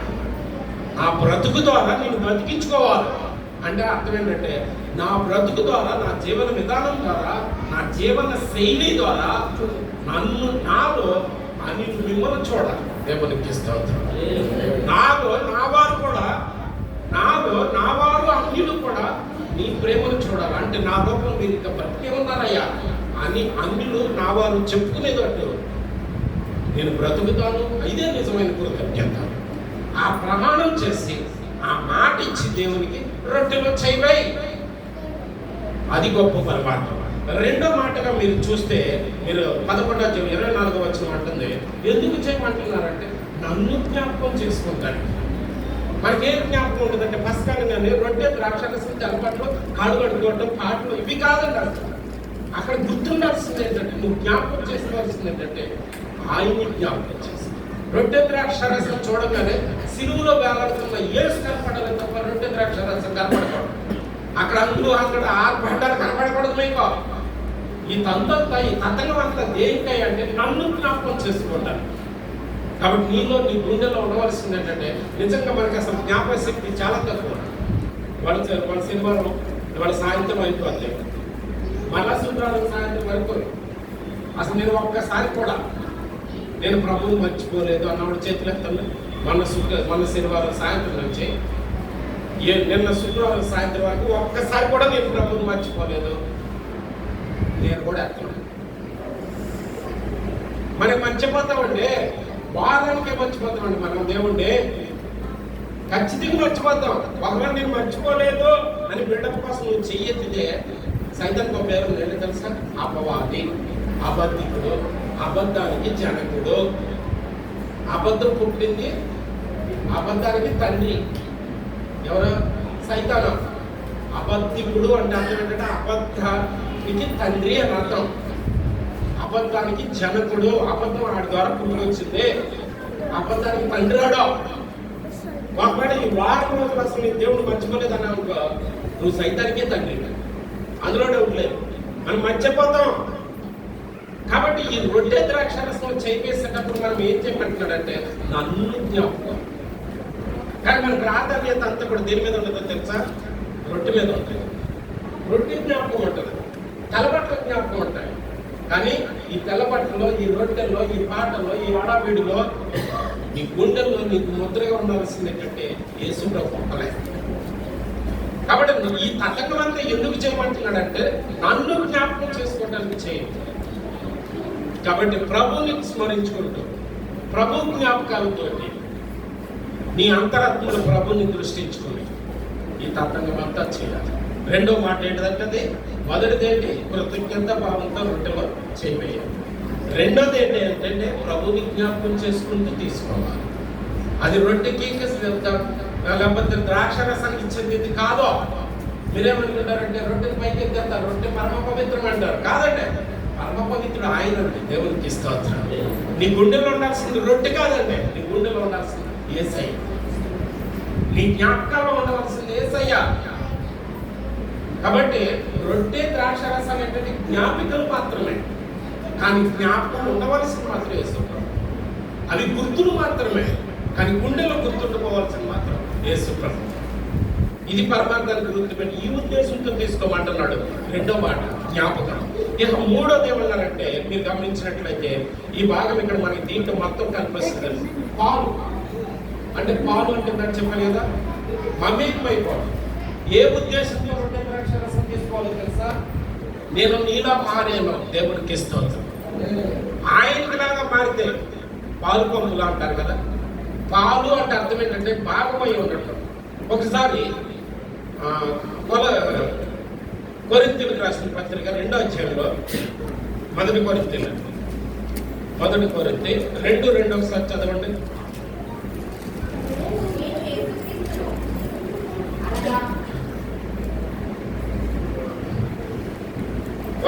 ఒక్క నిమిషం.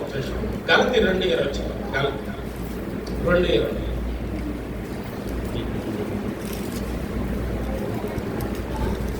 గలతీ 2:20. దేవుని స్తోత్రం చెప్పండి. ఈ మాటతో మీరు రొట్టెలో చేయవేయాలి. నేను క్రీస్తుతో కూడా పాలు అంటే అర్థం ఏంటంటే, ప్రభు ఏ శ్రమలైతే అనుభవించారో ఆ శ్రమలో నేను కూడా భాగస్తుని. ఆయన శ్రమంలో కూడా మనం భాగస్తులమై ఉండాలి. మీకు అర్థమవుతుందా? నేను క్రీస్తుతో కూడా అసలు సిలువ వేయబడుకోకుండా రొట్టెలో చెయ్యకూడదు. నేను క్రీస్తుతో కూడా సిలువ వేయబడితే దేవునికి స్తోత్రం. చదవండి. అలా చెయ్యాలి. అలా ప్రమాణం చేస్తూ రొట్టె తీసుకోవాలి. దేవా, నీకు విరుద్ధమైన వాటిలో నేను సిలువ వేయబడ్డాను. ఇదిగో దానికి గుర్తేంటో తెలుసా? ఈ రొట్టెని ఈ ద్రాక్షరసం. నేను సిలువ వేయబడ్డాను. ఎంత గొప్ప మాట చూడండి. నేను క్రీస్తుతో కూడా అప్పుడే రొట్టెలో చేయవేయాలి. అప్పుడే రొట్టెలో చేయవేయాలి. గుర్తు పెట్టుకోండి. ఏకను జీవించేవాడు అంటే దాని అర్థం ఏంటో తెలుసా? పాతోడు సత్యుడు. ఈయన పాతది లేదో అంతరంగ పురుషుడు నూతనమయ్యాడు అనే ప్రమాణంతో రొట్టెలో చేయవేయాలి. కాబట్టి ఆ రొట్టె తీసుకుంటున్నప్పుడు ప్రభుకు నువ్వు ఆ ప్రమాణం చేస్తున్నావు అని అర్థం. నేను లోకం విషయంలో, పాపం విషయంలో, నీకు వ్యతిరేకమైన అన్ని విషయాలు నేను సిలువేయబడ్డానయ్యా. ఇప్పుడు నా నుంచి నేను తప్పుకున్నానయ్యా. నాలో కూడా నువ్వే బతుకున్నావు. ఇది పరమార్థం. ఆ ఉద్దేశంతో రొట్టెలో చేయవేయాలి. ఇవన్నీ ఇక్కడ ఉన్న మాటలే, ఈ 10 వచనాల్లో ఉన్న మాటలు ఇవన్నీ. నేను క్రీస్తుతో కూడా సిలువేయబడ్డాను కాబట్టి. ఏమంటే అందరూ ఎందుకు తీసుకోరంటే రొట్టె ద్రాక్షరసం? వచ్చిన వాళ్ళు అందరూ తీసుకోరు కదండి. రేపు వచ్చిన వాళ్ళు అందరూ తీసుకోరు కదా. బాప్తిసం పొందిన వాళ్ళు తీసుకుంటారు కదా. అంటే దాని అర్థం ఏంటి? బాప్తిసం పొందడం అంటే అర్థం ఏంటంటే క్రీస్తుతో పాటు చావటమే. నేను ఆయనతో పాటు సత్యను. బాప్తిసం అంటే చావే. మీరు కరెక్ట్ అయినటువంటి అర్థం తీసుకోండి. బాప్తిసం అంటే పాతి పెట్టబడుట, ముంచటం కాదండి. పాతి పెట్టబడుట, పాతర వేయబడుట, సమాధి చేయబడుట. ఏది? దేవునికి వ్యతిరేకమైన గుణాల్లో సమాధి చేయబడి దేవునికి అనుకూలమైనటువంటి గుణాలతో పుట్టడం. అది బాప్తిసం. అలా నేను ఉన్నానయ్యా. అందుకే నేను రొట్టెలో చెప్పేస్తున్నానయ్యా. అర్థమవుతుందా మీకు? రొట్టె ద్రాక్షరసంలో ఊరికి వెళ్ళిపోయి తీసుకుంటాం కాదండి. శిక్షా విధి తెచ్చుకుంటాం కాదండి. కానీ ఒకవేళ అట్లా లేకపోతే నెత్తి మీద తెచ్చుకోమాక. అలా అయితే నేను పౌలు అది చెప్తున్నాడు. That is received by heaven lord. నేను చెప్పట్లేదు మాటలో, అది పరలోకపు ప్రభు నాకు ఇచ్చాడో దానికి మీకు చెప్తున్నాను. ఎట్లయితే చెయ్యి, ఎట్ట పడితే అట్టేయమాక. రొట్టెల్లో చెయ్యి, బల్లారాధనలో చెయ్యమాక. ఎలా దాని వల్ల ఉంది, ఆయన వల్ల ఉంది. పస్కా రోజులు మాత్రం ఆయన బలంలో చెయ్యండి. నీకు వచ్చేసిన సంవత్సరం మొత్తం ఈ బలంలో చేయాలి కదా నువ్వు. అలాగే వద్దంటున్నాడు ఆయన. 2 భోజనాలు ఉన్నాయి. సైతాన్ భోజనం ఉంది, దేవుని భోజనం ఉందండి. సైతాన్ బలం ఉంది, దేవుని బలం ఉందండి. సంవత్సరానికి ఒక్కసారి ఆయన బలంలో చేసి మిగతా అన్ని రోజులు దీ బలంలో చేయడతారు. నువ్వు శిక్షా విధి కలుగు చేసుకుంటావేంటారు నువ్వు? వద్దురా అంటున్నాడు పౌలు. అర్థమవుతుందా మీకు? పరమాత్మ ఒక్కసారి ఇదేంటి ఈ మాట చూడమ్మా, అది అలా పెట్టేసి రోమపత్రిక 6:6 ఒక్కసారి అద్భుతమైనటువంటి అధ్యాయం. రోమ 6 మీరు ఒకసారి ఖాళీ ఉంటే ఎప్పుడన్నా చదివి చూడచ్చు. రోమపత్రిక జాగ్రత్తగా 6:6 చదవండి ఒకసారి. అర్థమవుతుంది, జాగ్రత్తగా వినండి. మనం దేని దాసులు కాదు, అలా కాదు అని నిర్ణయం తీసుకుంటే చెయ్యి. అలా కాదని నిర్ణయం గుండెలో నిజంగా నువ్వు నవ్వితే రొట్టెలో చేయబాయి మా ఎలుగాది పాపములకి దాసులు అంటే అర్థం చెప్పండి. పాలేరు, మనం దేని పాలేరు అయిపోయాం? పాపానికి పాలేరు అంటే పాపం ఎవరు? యజమానుడు అర్థం. మనం పాలేరు అయింది, పాపం ఎవరండి? యజమానుడనే అర్థం. అంటే నా మీద యాజకత్వం చేస్తున్నది ఎవరు? పాపం. నేను దాని కింద లేను అని నీకు దృఢం ఇచ్చేస్తుంటే రొట్టెలో చేయబాయి. నేను ఇంకా పాపానికి దాసులు కాదు. చదవండి ఒకసారి, చదవమ్మా.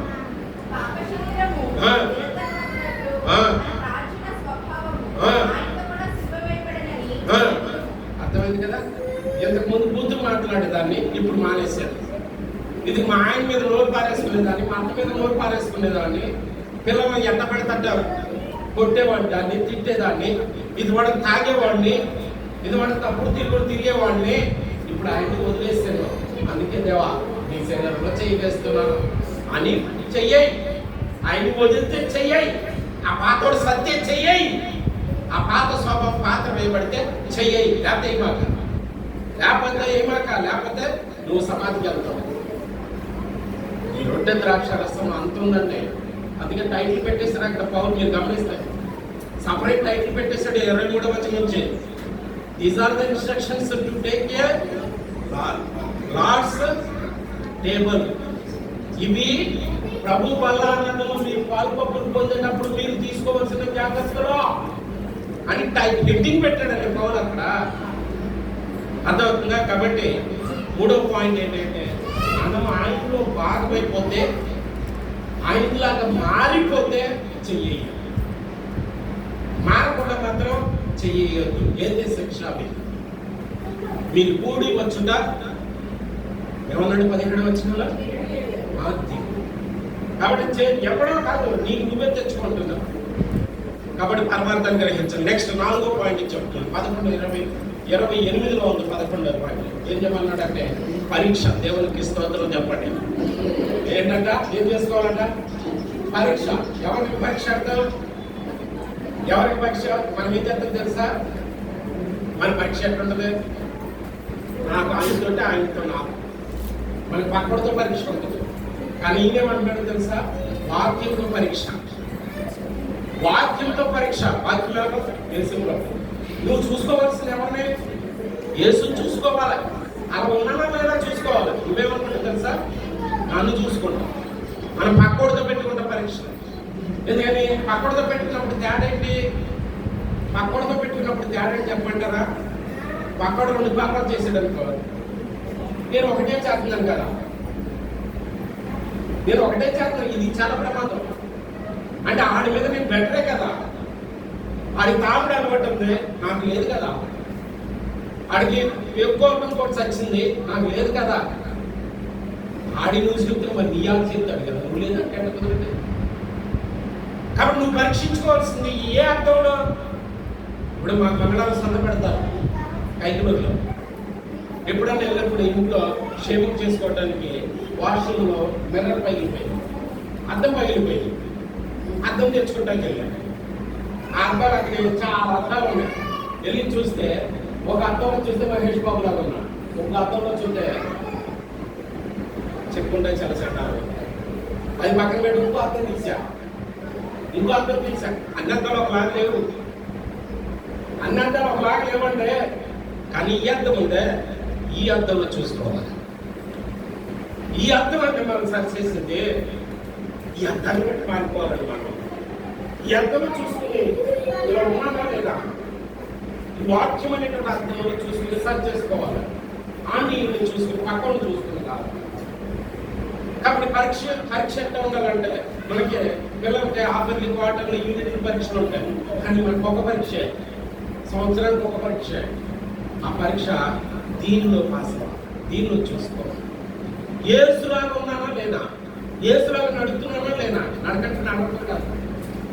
ఏసు జీవన విధానం, ఏసు బుద్ధి గుణాలు ఉన్నాయా, ఏసు మాట తీరుందా, ఏసు ఓపిక ఉందా, ఏసు సాత్వికత ఉందా, ఏసు ఓపిక ఉందా, ఏసు ప్రేమ ఉందా చూసుకోవాల్సింది. ఏసులోనంటే అబ్బాయి మంచోడేనా, పెళ్లికి వెళ్ళినప్పుడు ఫస్ట్ అడిగేది ఏమంటారు, అమ్మాయి మంచిదేనా, అరే బైబిల్ ఏం చెప్పింది, మార్కు సువార్త 9 ఎవడో పరిగెత్తుకుని వచ్చి అయ్యా నువ్వు పరలోకం నుంచి నిలబడినటువంటి దేవుని కుమారుడు, నువ్వు మంచివాడు అంటాడు.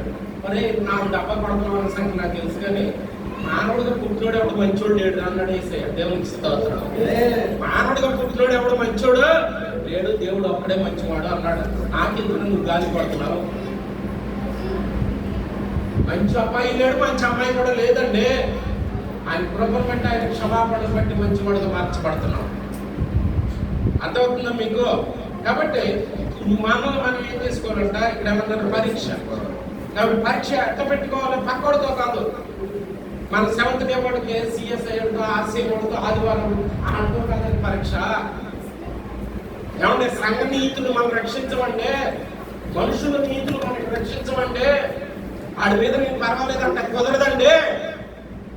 మనకి దేవుని నీతి మనం రక్షించాలి. మనం చూసుకోవాల్సింది దేవుని కుమారుడిలో చూసుకోవాలి. ఆయన నీతి, మన నీతిలన్నీ ఏమని చెప్పాడు, మురికి గొడ్డంతో సమానం. అటు నిన్ను నువ్వు పోల్చుకోవాల్సిందే పక్క సంఘాలతో, పక్క వ్యక్తులతో కాదు, యేసుతో పోల్చుకోవాలి. దేవునికి స్తోత్రం. ఏమన్నారు ప్రభు ఏమన్నారు, దేవుని పోలి నడుచుకోండి. ఆ తర్వాత అన్నాడు నన్ను పోలి నడుచుకోమని. కారణం ఏంటంటే నేను ఆయన పోలి నడుచుకుంటున్నాను, ముందే చెప్పాలి నన్ను పోలి నడుచుకోమని. అంటే చెప్పాలంటే అంత దమ్ము ఉండాలి. దేవుని పోలి నడుచుకోమన్నాడు. ఇప్పుడు దేవుని పోలికి ఎవరితో? ఈ మొదటి మాట చదువు మీకు కావాలంటే ఈ అధ్యాయం మొదటి మాట ఇంగ్లీష్లో ఏమన్నా చెప్పమంటారా? ఇదే అధ్యాయం మొదటి మాట ఇంగ్లీష్లో ఏమన్నదంటే, నేను ఎవరిని ఇమిటేట్ చేస్తున్నానంటే యేసయ్యని ఇమిటేట్ చేస్తున్నాను రాశాడు పాపం. అంటే దాని అర్థం ఏంటి? ఇప్పుడు ఒకసారి ఇంటారు కదా, నా వైపు చూడరా, ఇంత అంటే ఎవరు, ఇంత అంటే ఎవరండి, ఎవరా అది చూసిరా తెలంగాణ వచ్చేసింది కదా. ఎంత అంటే ఎవరండి, కొన్ని నాకు అన్ని గుర్తులేదు. ఒక్కొక్కడికి ఒక మ్యామరిజం ఉందిగా. రాజశేఖర్ డ్యాన్స్ అయితే ఒక లాగా ఉంటుంది, చిరంజీవి గారి డ్యాన్స్ అయితే ఒక మ్యామరిజం ఉంటుంది. చూడగానే ఆ డ్యాన్స్ బట్టి ఎవరిదని చెప్పచ్చు, పలానా నాగేశ్వర గారి డ్యాన్స్ అయితే అంటే వీళ్ళందరూ ఎవరిని ఇమిటేట్ చేస్తున్నారు? ఈ సెలబ్రిటీస్. కానీ పౌలు అంటాడు, నేను ఎవరి మ్యామరిజంలో ఉన్నానంటే నేను యేసయ్య మ్యామరిజంలో ఉన్నాను. నేను యేసులాగా బతకాలనుకుంటున్నాను, యేసులాగా నడవాలనుకుంటున్నాను, యేసును పోలి నడవాలనుకుంటున్నాను. మొదటి మాట అదే ఉంది అక్కడ. మనకి ఎవరంటే, మనం ఎవరికి ఫ్యాన్స్, మనకి ఎవరికి మన హీరో ఎవరంటే యేసు ప్రభు. మనం ఇమిటేట్ చేయవలసింది, మనం అనుసరించవలసింది, మనం అనుసరణ కలిగించింది యేసు ప్రభునే. గొప్ప మార్గం అది. అందుకే పౌలుకి అర్థానికి వచ్చింది. దేవునికి ఇస్తాను. కాబట్టి ఇక్కడ మీరు గమనించవచ్చు, పరీక్ష రొట్టెలో చేయి వేసేటప్పుడు ఆయనకి లాగా ఉన్నాడా లేదా సరి చేసుకుని మన పరీక్ష ఎవరితో ఉండాలి? యేసుతోనే. ఒకవేళ లేదో తగ్గిందా సరి చేసుకోండి, ఇంకా మార్చుకోవాలి, ఇంకా ముందుకు వెళ్ళాలి. నెక్స్ట్ 4వ మాట అవచేసేద్దాం స్పీడ్గా.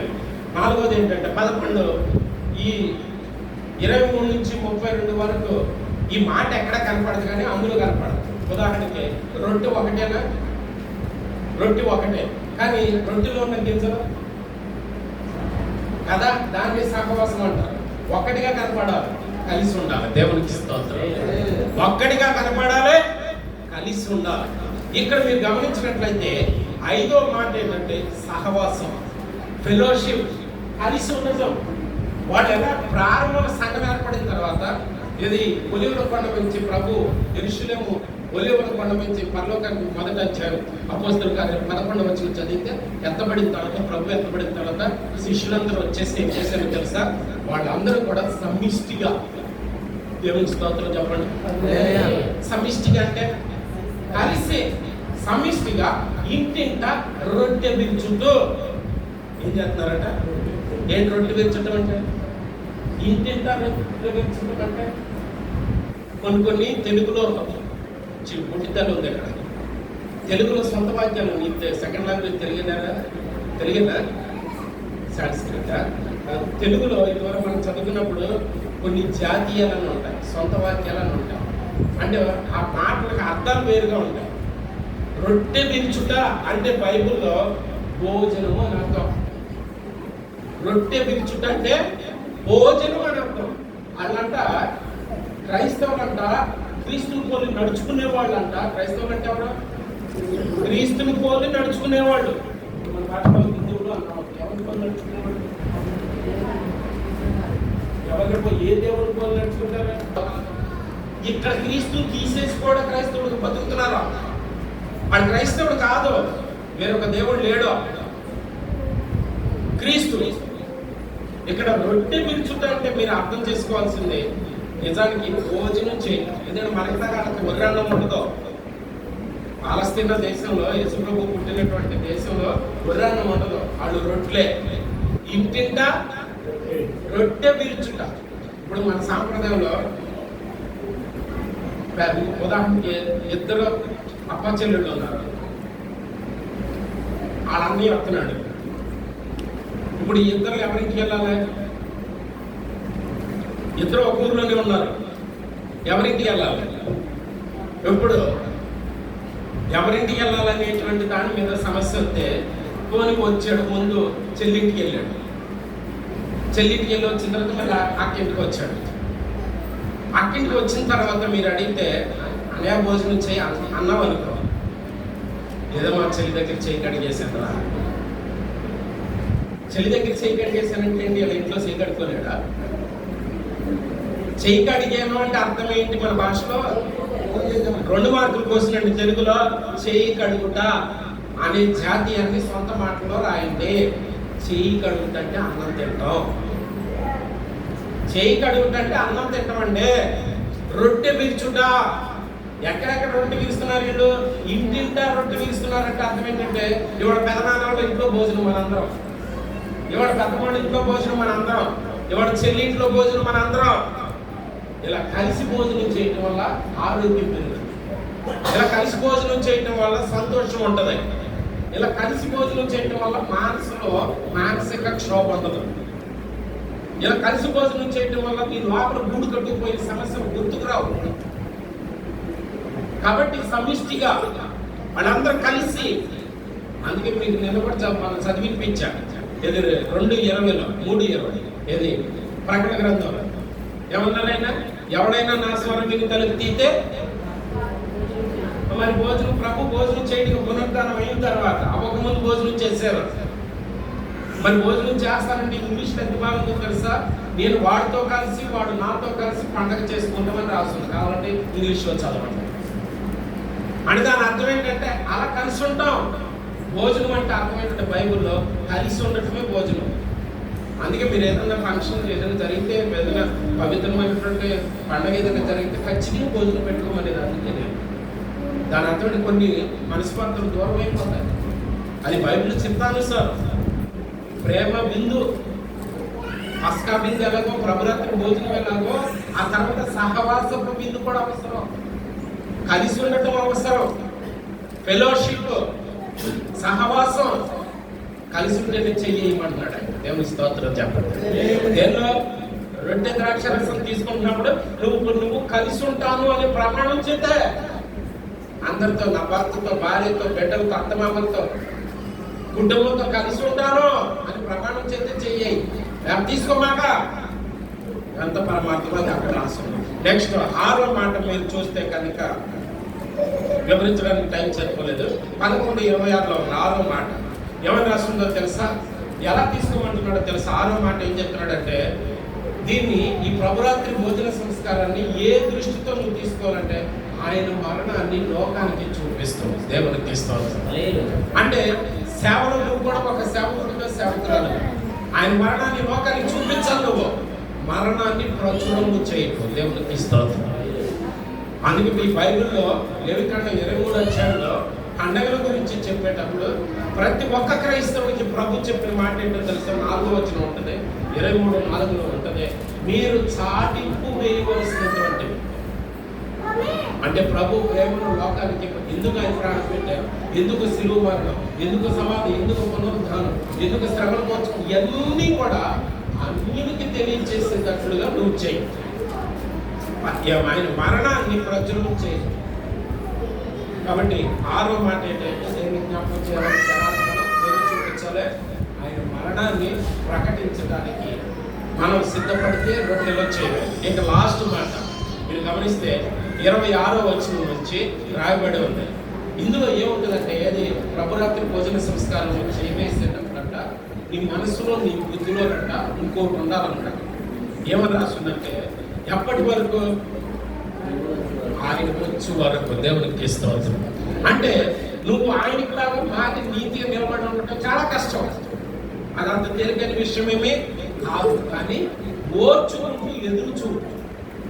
అంటే ఎంతవరకు నీ పవిత్రతను నువ్వు కాపాడుకోవాలంటే ప్రభు వచ్చు వరకు. కాబట్టి రొట్టెలో ద్రాక్షారసం ఇంకోటి ఏముంటుందంటే ఎదురు చూడటం ఉంటుంది. ఆయన కొరకు ఎదురు చూపు ఉంటుంది లోపల, ఆయన కొరకు నిరీక్షణ ఉంటుంది లోపల. కాబట్టి ఆయన కొరకు ఎదురు చూస్తూ, ఆయన కొరకు నిరీక్షిస్తూ రొట్టెలో చేయి. కాబట్టి 7 లక్షణాలు, ఈ 7 లక్షణాలు నీ గుండెలో ఉంటే అప్పుడు రొట్టెలో చేయి.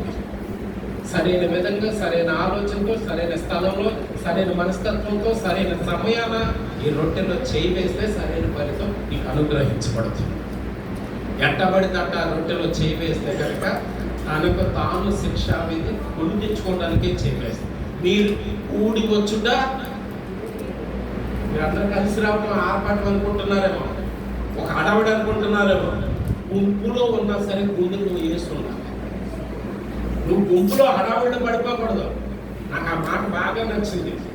ఇది నిజంగా పదం, భోజనం అనే పదం ఏమని రాస్తుందంటే ఇంగ్లీష్లో ఎంత బాగుందంటే, నేను చదువుతాను చూడండి ఇంగ్లీష్లో, నాకు ఎంత బాగుంది. అది ఒరిజినల్ భాష. I will go in to be with him, నేను వాడిలోకి వెళ్తాను. తర్వాత and will feast with him, అతన్ని తృప్తిపరుస్తాను, అతనికి పండగ చేస్తాను. దేవునికి ఇస్తాను. ఫీస్ట్ అంటే అర్థమైతే విందు, పండుగ. నేను నీలోకి వచ్చి నేను నీ జీవితం అంతా నీకు పండగ చేస్తాను. భోజనం చేయటం అంటే ప్రభు మనలోకి వచ్చి మనతో కలిసి భోజనం చేయటం అంటే అర్థం ఏంటంటే మన జీవితం మొత్తాన్ని ఒక పండగగా మార్చేయడం. ఆ ఒక్కరోజు పండగ కాదండి. ఎంత గొప్ప మాట చూడండి. Feast with and he shall feast with me, అంటే నేను వాడికి పండుగ చేస్తే వాడి ప్రవర్తన బట్టి నాకు పండుగ చేస్తున్నాడు. దేవుడికి ఇస్తాడు. దేవుడు ఎంత సంతోషపడుతున్నాడు చూడండి. ఆయనలాగా జీవిస్తే, ఆయన చిత్తాన్ని జరిగిస్తే, ఆయన అనుకున్నట్టు బతికితే ఆయనకంత పండగ అంట. ఆయన మనలోకి వస్తే అంట మన జీవితం అంతా పండగ అంట. ఎంత గొప్ప పరమార్థం చూడండి. కాబట్టి దయచేసి అర్థం చేసుకుని, మొదటిగా ఏం చెప్పాను? కృతజ్ఞత. రెండోది ఏం చెప్పాను? మొదటిది కృతజ్ఞత, రెండోది జ్ఞాపకం, తర్వాత ఆయనలో భాగమైపోవడం, పాల్గొనలు పొందడం, క్రీస్తులో భాగమై ఉండడం. తర్వాత 4వది పరీక్ష అని చెప్పాను. 5వది ఫెలోషిప్, సహవాసం, కలిసి ఉండటం. 6వది ఏం చెప్పాను? ఆయన మరణాన్ని లోకానికి ప్రచురం చేయటం. ఏమయ్యా, మేము పెట్టేది మీరు తినరు, మీరు పెట్టేది మేము ఎందుకు తినాలి? అన్యులు మనం పెట్టేది తింటారు, తినరా? తింటారు. వాళ్ళు పెట్టేది ఎందుకని తినరు? ఆయనలాగా సిలువేయబడి ఆయన ఒప్పుకుంటావా? తింటాను. దేవునికి ఇస్తాను. ఎవడికి పడితే ఆడు పెట్టను. నేను ఆయన ఒప్పుకున్న వాడికే పెడతా. ఆ రొట్టె ద్రాక్షారసం ఎవడికి పడితే ఆడికి పెట్టాం కదా. ఆయనలాగా మారినోడికి పెడతాం. దేవునికి ఇస్తాను. ఆయనలాగా మారో పెడతా. ఇది గొప్ప పరమార్థం. అందులో మనం ఆయనకి ఆయన మరణానికి ఒక సాక్షిగా నిలబడ్డాం. ఆయన మరణానికి ఒక సజీవ సాక్షిగా నిలబడ్డాం. ఆయన మరణాన్ని ప్రచురం చేయటువంటి అర్థం ఏంటంటే ఆయన నా నిమిత్తం చనిపోయాడ, అందుకే నేను తింటున్నా. నీ నిమిత్తం చనిపోయాడని ఒప్పుకో, నీకు పెడతా. ఆయన మరణాన్ని ప్రచురం చేయటువంటి దాని పరమార్థం అని ఆ నిమిత్తమే చనిపోయాడు. కానీ మనం లోకానికి చాటటం ఆయన మరణాన్ని ప్రచురం చేయడం. లాస్ట్ గ్రేడ్ ఏంటంటే ఎదురు చూడండి. కాబట్టి ప్రభురాత్రి భోజన సంస్కారంలో మనం చేయవేసినప్పుడు ఈ 7 లక్షణాలు దృష్టిలో పెట్టుకుని 7 గుణాలు దృష్టిలో పెట్టుకుని ప్రభు బలలో చేయవేయమని పౌలు దేవుడి దగ్గర నుంచి పొందిన ఉపదేశాన్ని నా ద్వారా మీకు తెలియదని నేను చెప్పట్లా, తెలిసిన విషయాలు ఇవన్నీ మీకు తెలుస్తున్నాయి. కానీ ఈ 7 గుణాలు 7 దేని గుర్తు పరిపూర్ణత గురించి. కాబట్టి అప్పుడు యోగ్యుడు ఈ 7 గుణ లక్షణాలతో నువ్వు కనుక ప్రభు బలలో చేయవేస్తే కనుక అప్పుడు ప్రభు నిన్ను యోగ్యుడు యోగ్యురాలుగా ఎంచుతారు. దేవునికి స్తోత్రం కలుగునుగా. ఇంకో చిన్న విషయం, ఒకసారి లేవికాండం తీయండి. ఒక చిన్న విషయం చెప్పేసి ప్రార్థన చేసుకుందాం. లేవికాండం 23వ అధ్యాయం ఓపెన్ చేయండి.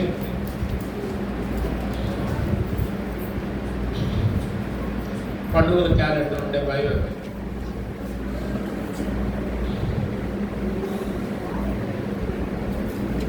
4వ వచనం నుంచి ఒకసారి చదవండి. ఎవరు నియమించిన కాకుండా అపాయింట్మెంట్ టైమింగ్స్. ఓకే.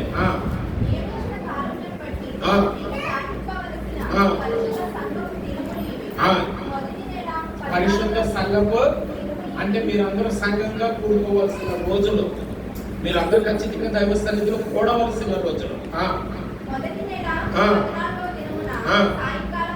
ఎప్పుడది ఎప్పుడవుతుంది? మొదటి నెల 14వ తారీఖు ఎప్పుడు వచ్చింది? మనకి 12వ తారీఖు వస్తుంది. 12 సాయంత్రం వరకు ప్రభు రొట్టె ద్రాక్షరసాన్ని రేపు సాయంత్రం చనిపోతారనగా ఇవాళ రాత్రి ఇచ్చారు. కాబట్టి 14వ తారీఖు ప్రభు చనిపోతారు. 14 సాయంత్రం, 13 రాత్రి ఇచ్చారు. యాక్చువల్గా పస్కా ఎప్పుడంటే మనకి 12 సాయంత్రం ప్రభు చనిపోయారు. దానికి ముందు రాత్రి ఇచ్చారు రొట్టె ద్రాక్షరసం. అంటే 11 రాత్రి తీసుకుంటాం మనం. అర్థమవుతుందా మీకు? మొదటి నెల 14వ తారీఖు పస్కా జరగాల్సి. అంటే ప్రభు చనిపోయే రోజు ఎప్పుడంటే మనకి ఈ నెల ఎప్పుడు 8వ తారీఖున 12 సాయంత్రం చనిపోతారు. 12 సాయంత్రం చనిపోతారు కాబట్టి 11 రాత్రి ఆయన, అందుకే దాన్ని ఇంగ్లీష్లో లాస్ట్ సప్పర్. ఇంకా తర్వాత ఆయన భోజనం చేసే అవకాశం లేదు. సప్పర్ అంటే భోజనమే, రాత్రి పూట చేసే భోజనం. కాబట్టి 12 సాయంత్రం చనిపోతారు ఆయన. అందుకే 11 రాత్రి మనకి ఆయన తన శరీరాన్ని తన రక్తాన్ని ఇక్కడ మళ్ళీ గుర్తు చేసుకుంటే శరీరము రక్తము కాదండి. చాలా మంది వ్యంగ్యంగా ఏడపడని మాట్లాడతారు. ఎలా శరీరం తింటారా? రక్తం. శరీరము రక్తము కాదండి. దానిలో ఆయన చేసినవన్నీ గుర్తుపెట్టుకోవడం, ఇప్పుడు చెప్పినవన్నీ గుర్తుపెట్టుకోవడం. అందులో అవన్నీ ఉన్నాయి, ఆ 7 ఉన్నాయి ఆ శరీరంలో. ఆ ద్రాక్షరసం ఇక్కడ మీరు గమనించినట్లయితే మీరు చదవండి ఒకసారి. ఆ మొదటి నెల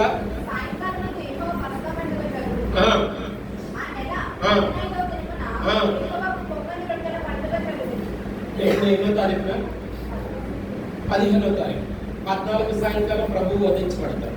14 సాయంకాలం అంటే 15 ప్రారంభం. ఈ మర్చిపోకూడదు మీరు. 14 సాయంత్రం అంటే 15 ప్రారంభం. అంటే 14 ప్రభు చనిపోగానే వెంటనే ఇంకో పండుగ మొదలైపోతుంది. 15 ప్రారంభంలో ఇంకో పండుగ మొదలైపోతుంది. చదువు బాబు.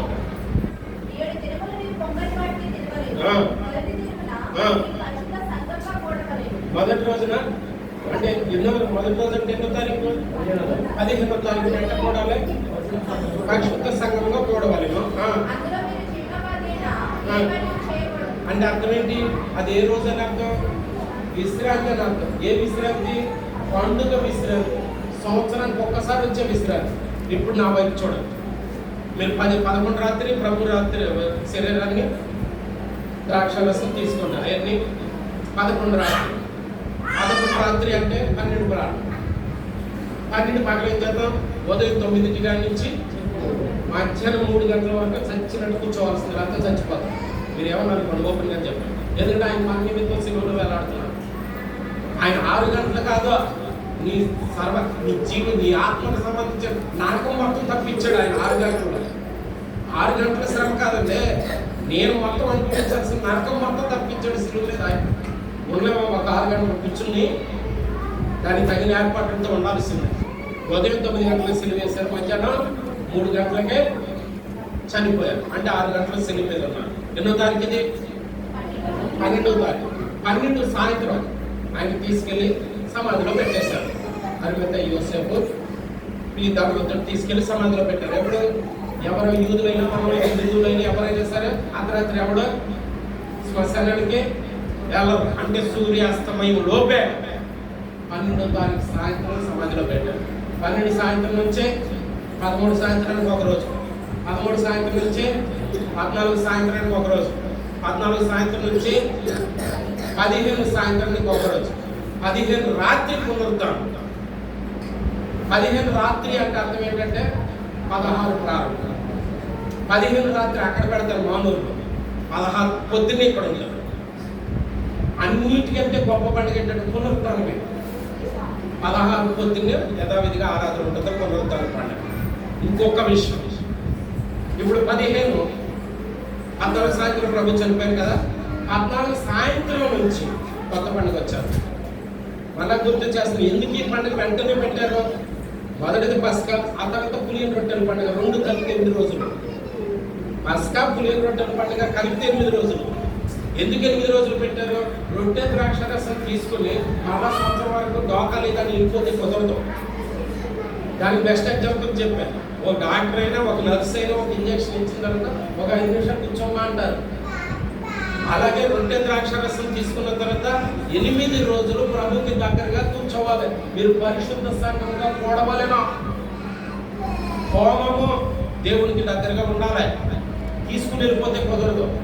అందులో మొదటిది ఎప్పుడంటే 15వ తారీఖు విశ్రాంతి దినం. ఆ రోజు ఏ పని చేయకూడదు, ఖచ్చితంగా దైవ సన్నిధిలో ఉండాలి. మరలా ఆ రోజు నుంచి లెక్కేసుకోవాలి 7 రోజులు అంటే 21వ తారీఖు వరకు. మరలా చివరి రోజు విశ్రాంతి. కాబట్టి నేను ఏం చెప్పదలుచుకున్నంటే, 1 16 ఉదయం సంఘంలో ఉండాల్సింది. రెండోది, మీరు 12 సాయంత్రం అనేక ఇబ్బందులు పడి వస్తారు, చాలా ఇబ్బందులు పడి వస్తారు. ఎన్ని ఇబ్బందులు పడి వచ్చినా సరే దైవ సన్నిధిలో ఉండాల్సింది. ఎందుకేనంటారు 12 సాయంత్రం నుంచి ఏం మొదలవుతుంది? పులియని రొట్టెల పండుగ విశ్రాంతి ప్రారంభం. మనం పస్కాకి ఇచ్చే ప్రాధాన్యత పునరుద్ధానానికి ఇస్తాం. పస్కాకి ఇచ్చే ప్రాధాన్యత పులిసింది తీసుకుంటానికి ఇస్తాం. పులియని రొట్టెల పండుగ అంటే ఈ రొట్టె ద్రాక్షరసం తీసుకుంటే మనం ఖాళీ చేసేది, మనం తీసుకోవాలి సరిగ్గా కూర్చునేది 7 రోజులు. అందుకే మొదటి విశ్రాంతి. సో 15 అంటే మీరు 12 సాయంత్రం వస్తారు కాబట్టి 13 పొద్దున్నే మళ్ళీ ఆరాధన ఉంటుంది ఇక్కడ. ఎందుకంటే 13 పొద్దున్నే మొదటి విశ్రాంతి పులియని రొట్టెల పండుగ. అంటే 12 సాయంత్రం నుంచి ప్రారంభం అయిపోతుంది. 12 సాయంత్రం నుంచి పులియని రొట్టెల పండుగ ప్రారంభం అవుతుంది. ఎప్పుడు వరకు ఉంటుందంటే 7 రోజులు ఉంటుంది. కాబట్టి మళ్ళీ చివరి రోజు వాక్య అనుసారం నేను ఏం చేయదలుచుకున్నానంటే, మొదటి రోజు వస్తా, చివరి రోజు వస్తా, పునరుద్ధానానికి వస్తా. ఎందుకంటే పక్కాగా కూడుకోవాలి. మిగిలిన రోజులు ఉన్నాయే ఖచ్చితంగా ఆన్లైన్ ప్రేయర్ పెడతా. అందరూ పాలిభాగస్తుల కంటే వాక్యానుసారం ఖచ్చితంగా 8 రోజులు దైవ సన్నిధిలో ఉండాల్సింది. పునరుద్ధానం సన్నిధిలో జరగాలి. ఎప్పుడు అవుతుంది పునరుద్ధానం? 16 పొద్దున్నే అంటే 15 సాయంత్రం నుంచి మొదలైపోతుంది. రాత్రి పూట అక్కడ పెడతాను. 16 పొద్దుని యథావిధిగా సబ్బాతులాగానే పునరుద్ధాన పండుగ. ఆ తర్వాత నుంచి మిగిలిన రాత్రి పూట 8:30కి యథావిధిగా ఆన్లైన్ ప్రేయర్ జరిగితే ఈ పులియని రొట్టెల పండుగ 7 రోజులు. చివరి రోజు చివరి దినం ఉంటుంది. ఎంత పర్ణశాలలో వ్రత దినం ఉంటుందో చివరి రోజు ఉంటుంది మనకి. ఆ చివరి రోజు కూడా విశ్రాంతి. అది మరలా దైవ సన్నిధిలో వాక్యానుసారం నడుపుకోవాలి. అట్ట పులిసింది రొట్టెలకి పిండిలకి సంబంధించింది కాదు, బుద్ధి సరి చేసుకునే పండుగ. ఎందుకంటే పులిసింది కొంచెమైనా ముద్ద మొత్తం పాటు చేద్దని దేవుడు ప్రభు క్లియర్గా చెప్పారు.